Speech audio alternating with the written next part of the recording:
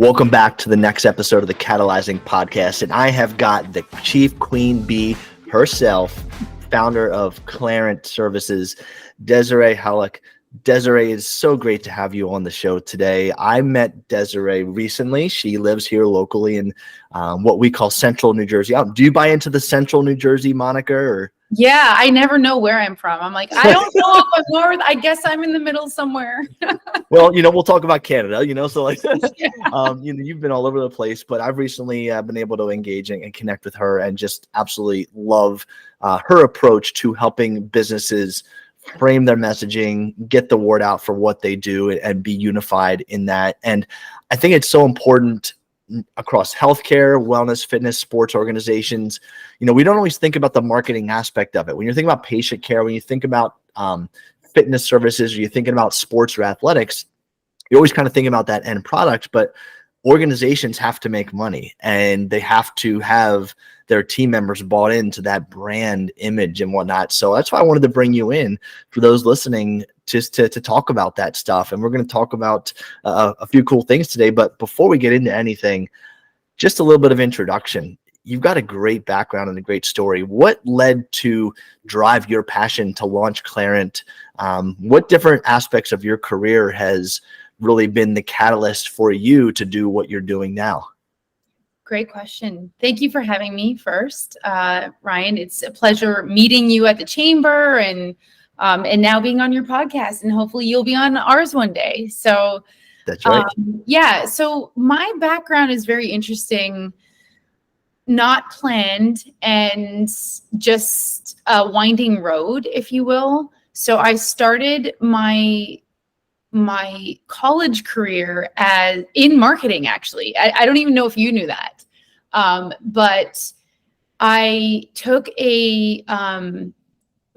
I was taking a consumer behavior course once in college, and it really made me so interested in the psychology behind consumerism and why do we make the buying decisions that we make. And that led me into brain and behavior and neuroscience. And all of a sudden I became a neuroscientist.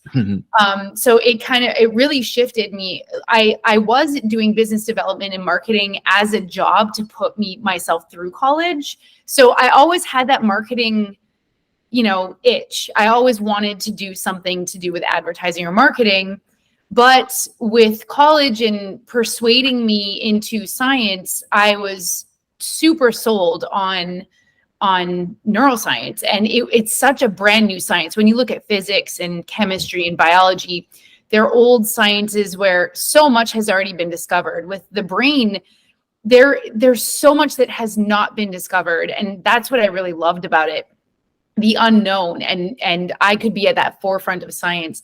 So I was literally doing brain surgery on rats and mice. I was playing with genetics. It was so much fun.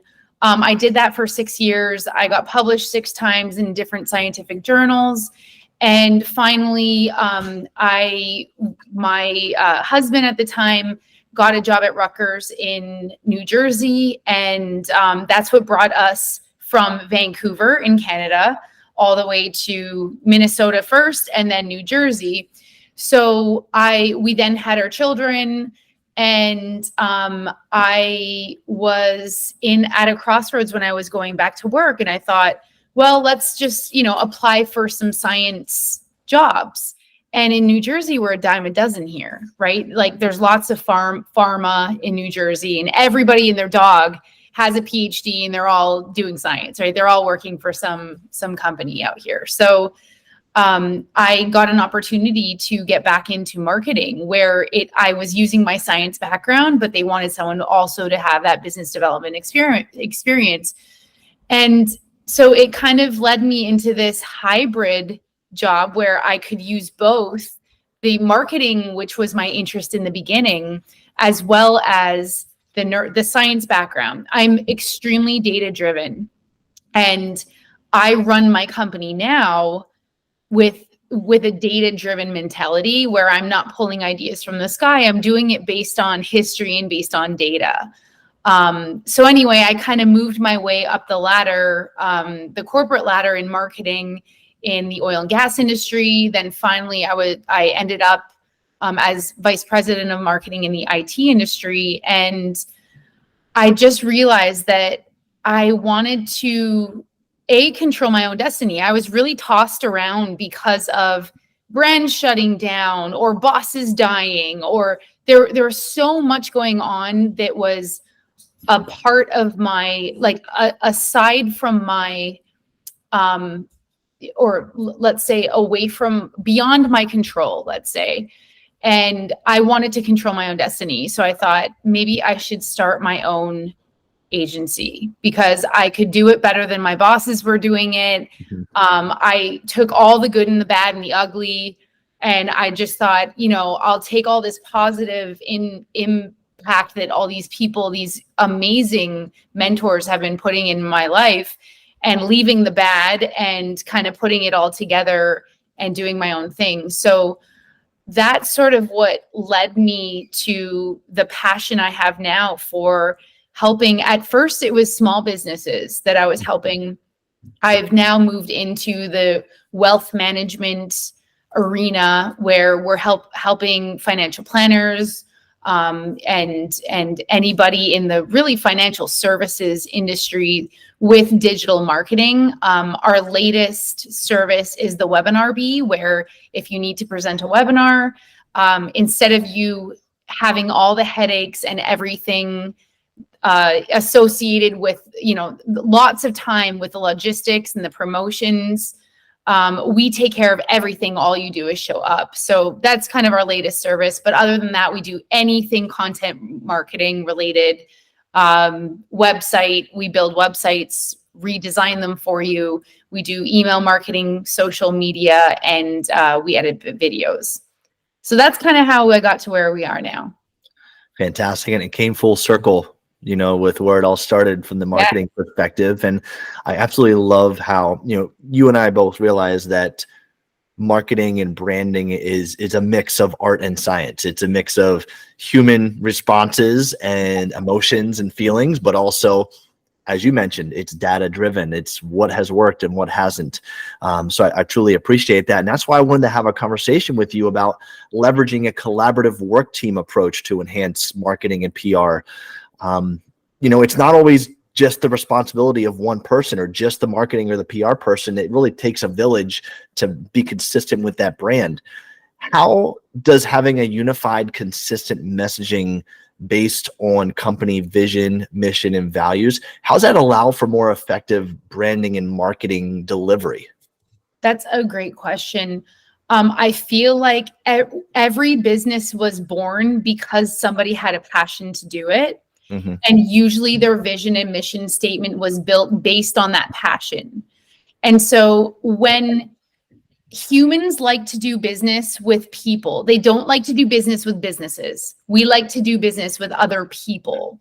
And that's why if you create messaging, marketing messaging based on your vision and based on the personality of the company and the brand, then it's a lot more genuine, it's honest, and people like to do business that way. So I believe that the more consistent you are with carrying the vision message into your marketing, you will be much more consistent in your growth patterns than you will if you are not consistent, B, if you just pull anything from the sky and say, oh yeah, this sounds good. It has to be based on passion, right? When you're selling anything, and I hate to say the word sell because I feel like that's not what we do anymore. We build relationships, but we tell the story of how our businesses got to where it is today.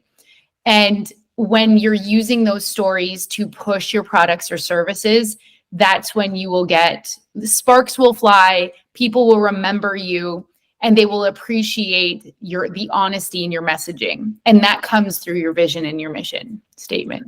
Absolutely. And a big part of that too is from the consumer's perspective of what's in it for me, what's in it for them. And if you do a good job as a company of painting your mission statement, your vision statement in terms of them, and then everyone on your team understands their role in delivering that service and can speak the same keywords, the same language, there's just a common sense of that branding, it's way easier to deliver versus being disjointed. And this person says it's this person says it this. Yes. This person talks about themselves. This person talks about the client or the customer or the patient, so it is so important that it's thinking in terms of them, but as a team and as the marketing and branding leaders of your organization, that unified, consistent messaging and then providing that to your team in a way that's easily digestible and consistent is so crucial. Yes. To allow them to demonstrate it while they deliver the service. Every single team meeting that you have, you should be you should not only remind them of the vision, or mission statement, but when you are for marketing, you need a value proposition statement. It's almost like that elevator pitch, that 30-second, you're in an elevator with someone, they're like, what do you do? And you answer that question. If you can have that written down, where your value proposition, like who do you reach? What problem are you solving? Like what pain points is that target audience facing? How do you solve that problem and why are you different? If you can say that in 30 seconds and put that in a paragraph, you need to be delivering that content to your entire team so that everybody on the team is describing your offering in the exact same way. And remind them on all of your team meetings, whether you meet weekly, bi-weekly, monthly, depends on how large your teams are. Maybe they're groups of your team. Always be reminded. And if you can, I know a lot of us work virtually these days, have that vision or that value proposition statement up on a wall physically, not hidden in some file that, in the Google Drive. I'm talking on your wall or on your desk or framed somewhere so that every single day you are reminded of it. And that's the way you are going to ingrain your brand messaging into your internal team, because in the end, they are advocates, right? They are advocates for your brand. And not any one person on your team. The salespeople aren't only the salespeople. Every single person on your team is a salesperson or a relationship builder, and they should know exactly what your company delivers. Absolutely. And you mentioned that concept of that end result of being an advocate and, what we call raving fans, the customer, the patient, the client. When you're doing this correctly, it's the combination of the messaging and the service delivery, but also the experience of the people receiving the service at the end. And that experience is so crucial, because if you're doing it right, you're going to get them talking about what you do to others. So let's talk about that concept of raving fans. First and foremost, on the outside, what happens from a branding perspective when you're creating those raving fans as the patients you provide care for, as the clients you service, as the people that you serve? When they are raving fans, what are they doing for your business and how are they helping you? They're acting as salespeople for your team. Free salespeople. In fact, they're usually paying you to spread the word, right? They're spreading the word, plus they are your client or your customer.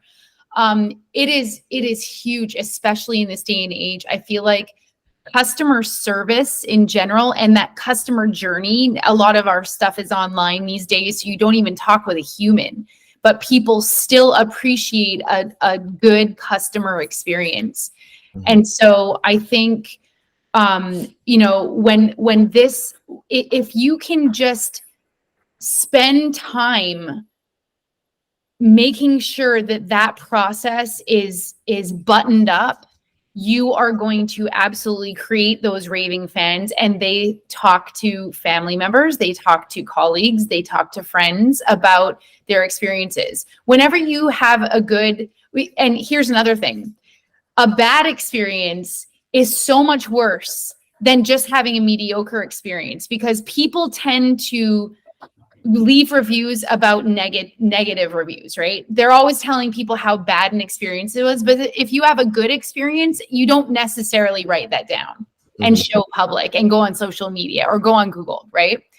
So it's really important for you to implement some sort of strategy where you are asking your customers how they feel.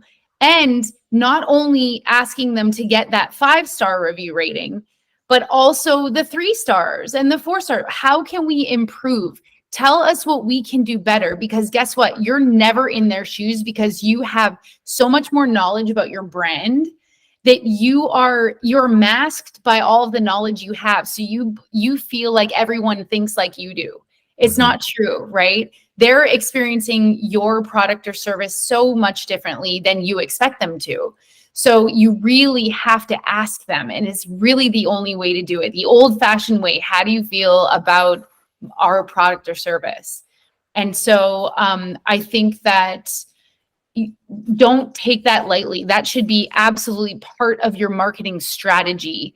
Asking people, how they feel about your products, your services, and their experience. And if we carry those same concepts over internally, because that's my bread and butter, that's my wheelhouse, helping companies, businesses create more of that raving fans feel internally. Let's think about that in parallel with what you were just talking about. So your goal is raving fans of the paying customers, clients, patients, whoever you serve. Yeah. Just imagine how much easier it is to deliver that consistently when you have big advocates internally. And if you almost imagine that 5-star rating internally, and you take, you gauge the temperature as the leader, you're not just the thermometer, you're the thermostat, and you're gauging that and you're controlling that on your team to try and get more of those 5-star reviews internally, so that people will advocate for their teammates. They will advocate for their service as an extension of the marketing plan and the content that's going out there. People see that, the customers see that, the patients see that. They can see when people are enjoying their job, or they're going to bat for one another, or if someone's having a difficulty, they see someone come over and help and support without being asked. When those things are happening, it makes it so much easier to create that raving fans on the outside. And people also, from that perspective of, they see a team working together at high level, in their head and in their heart makes them feel, oh, they are really caring about what they do. So even if they didn't have the best experience, they know that we as a business did our best to serve them. And that may be the difference between not leaving a review or doing a 3-star and doing a 1-star. Where they didn't care about me, or I was neglected, so that is so crucial to take the concepts you're talking about from the external raving fans and build a culture and build that workplace camaraderie, so that you have that internal raving fans component, so you can have a unified brand and message and just experience with what you do. Absolutely. I mean, I feel like your team is your business. And a happy team is a happy brand and is a successful brand. I've worked for companies where people are miserable. You are not efficient, you are not productive, and you are certainly not an advocate for the brand, right? You're not going out talking about how great your company is. Usually you're complaining about it when you're in those types of toxic environments. So I am a huge advocate. I mean, last year we were pushing the 4-day work week just to keep, our employees happy. They could choose one day of the week. We are all virtual, our team. And when I implemented the 4-day work week, I found that my employees were so appreciative, and they would thank me, and they were more productive. They were more efficient, and just giving back a little as an employer to your employees, a little goes a long way. It truly, truly does. You don't have to give the world for somebody to feel that appreciation. And then they are more, if you're kind to them, they are more kind to you. They're happier when they're customer facing. You always have to remember that. Yes. If they're unhappy internally, when they speak to a customer or a client, they're going to be unhappy with them too, right? They don't just put on this facade. Why would they? It's not their business, it's yours, right? So you want them to feel like a family member, really. And that's how I feel like culture is so huge. Even when you're virtual, you still have those relationships. On team meetings, have talks about, what your like, what you guys did last weekend. Don't just go right to business. Let's talk about your lives, and again, building relationships. You're not only having to do that with your clients, but you also do that internally. Yes. Because we're all people. And one of the things when I'm working on a coaching call and I'm learning about, with a leader and talking with them, one of my questions I will always typically ask them is, tell me about your people. And I want to see if they can tell me more than just what their job role is or what the different titles are. Like, can you tell me details about the people that you work with, so you know who they are as a human, so you can connect with them on a deeper level? And that's so crucial. And as you saw, you gave that a little bit. You're like, oh man, this might hurt business. You gave it, and they actually produced better, and they were bought in. And when it comes to a collaborative approach to marketing, that buy-in is crucial. So let's wrap up by talking about, how do we get the entire company, or how do we get more than just the marketing person or the marketing team involved collaboratively with marketing initiatives? Why don't you throw a few ideas out there as well, then I'll do that. So this is an opportunity where social media comes in, where you can let your team have the opportunity to give their 2 cents on what's happening in the community, or maybe do a spotlight on your employee on social media. So you're talking about your internal team and how great they are, but that in the end is also creating marketing interest, because people are like, oh, there's a happy teammate, so it's good for everybody, but it also gets your team involved. Another thing is doing contests for like blog writing and stuff. So every business can use blogs. Blogs are excellent ways for you to rank higher on Google and improve your SEO. And so there's always the thing, who's going to write the blogs? And usually it's the marketing person or whatever. But when you have the perspective of all of your employees, from whether they're operations, sales, whether they're HR, whether they're in marketing, it doesn't matter. They all have a great perspective on the business. And so maybe doing a contest, and the winner gets, a gift card, or the winner gets a day off or something like that. Mm-hmm. I've done that before, and it's very effective, and it really gets everybody involved. So those are just a couple ideas. Absolutely. It's great to highlight the voices. Again, it's not so much about you as like a team. It's more about the customer. However, when the customers know the great people that they're going to do business with, and they can connect with them on a personal level, it just makes those conversations easier out in the community, or in those sales calls, or in those interactions. I've always invested, during every company I've ever worked for, nearly 20 years, in building relationships with the marketing and PR people, because I saw it as advocacy. I saw it as, how can I be an advocate for my company, our profession? But then also, as I grew into leadership roles, well, then how can I be an advocate for my team and showcase the rock stars that we have? But then also give the marketing team content, give them stuff that connects, because they're in the front line. So we talked earlier about problems are important to highlight. What is the problems of the people that we serve, so we can connect with them? One of the great ways to get your entire company involved is engage with them and have them bring back what they're hearing, what they're seeing on the front lines or in phone calls. What objections are you getting? What problems are you facing? Let's bring them back. And then I'm going to go, as a leader, work with the marketing team and say, all right, here's a list of problems. Let's create some helpful content to solve these problems, so we can be a resource for the listeners, the audience that we have on our social media, or an e-blast or something, versus just searching on Google, what are the problems so-and-so faces? It's real stuff. And then your team feels valued because they're listened to. And then you also go back and you help problem solve collaboratively with your team members to address those problems firsthand. So you kill 2 birds with 1 stone. Yes. That's so crucial. So in addition to highlighting your team members and showcasing them with blogs or videos, or telling their story for special things, contests, you're also engaging them to share their ideas, because people want to be heard and they want to know that their pain points are listened to.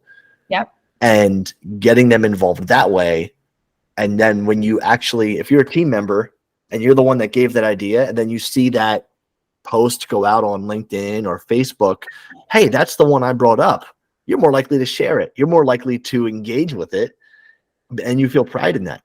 Yes. And so if absolutely. it makes you feel like a part of it, I think those are two really crucial ways to get everybody involved, in addition to just like giving out good swag, having them wear the brand that they can be proud of, getting feedback on tchotchkes and giveaways.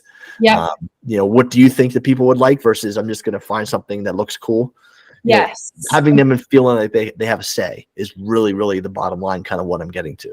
Definitely. And also marketing can't do it alone. Marketing, there's no way that they can create an effective message to attract new customers without the help of all the other employees, because the other employees are really in the field. They're the ones who are interacting with the customers. They're the ones understanding their pain points, like you said earlier. And so marketing, like you said, could Google it and figure it out. Yeah. But when you really hear firsthand from your own customers what they're going through, or your own prospects, like with the salespeople, all the objections that salespeople have when they're trying to sell their services, that's how you refine your message. So without that communication with the rest of your teammates and the rest of the departments, you need that cross-functional teamwork. And that's the only way that you will have a successful marketing message. And that starts with that culture of openness. Yes. That starts with a clarification. When you hire someone, you bring them on board, they clearly know their role, they clearly know their contributions, and then leaders affirm that and support that so that they can feel like they can contribute. And that's a difference maker. So all great stuff, Desiree. Before we get into our final call to action, just a couple things. All the information is in the show notes for how they can reach you. But definitely look up Clairant Services on Facebook and LinkedIn. You can also connect with Desiree on LinkedIn as well. And she's just a fantastic resource. So thank you for taking some time, and all of your contact information will be in the show notes for this episode. One final call to action when it comes to creating a unified, collaborative team approach to marketing and PR. What is one call to action you want to leave our listeners with that they can take on? I would say in team meetings, allow them to talk as well, instead of just you, or instead of just your leadership. Ask them questions, get them involved, have them come to the table with ideas rather than you just presenting ideas saying, go run with them.